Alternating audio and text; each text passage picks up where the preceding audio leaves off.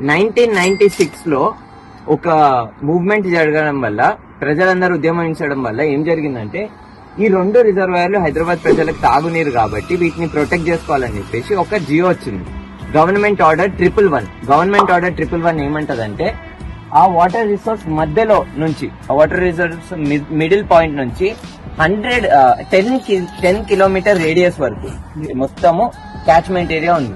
ఈ క్యాచ్మెంట్ ఏరియాలో కొన్ని రూల్స్ ఉన్నాయి. ఏంటంటే, ఆ క్యాచ్మెంట్ ఏరియా ఎక్కడెక్కడ నుంచి అయితే నీళ్లు వస్తాయో ఆ చోట్లలో ఎక్స్టెన్సివ్ అగ్రికల్చర్ చేయొద్దు. ఎక్స్టెన్సివ్ అగ్రికల్చర్ అంటే పెస్టిసైడ్ యూజ్ చేసి అగ్రికల్చర్ చేయొద్దు.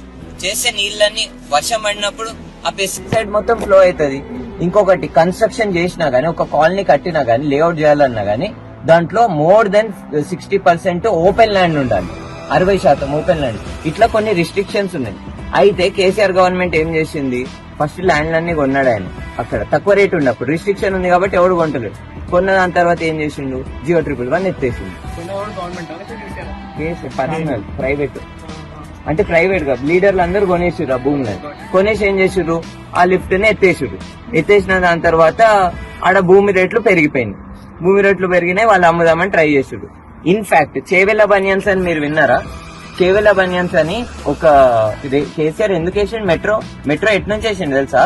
ఈడికెళ్ళి వేసిండు. ఎందుకు వేసిండు, ఈ జియో 111 ఏరియా మీద రిస్ట్రిక్షన్ పోతుంది, పోయిన దాని తర్వాత ఈడ భూముల రేట్లు పెరుగుతాయి, ఈడ ఒక కొత్త సిటీ వస్తుంది, వచ్చినప్పుడు మెట్రో ఇటు వస్తుంది.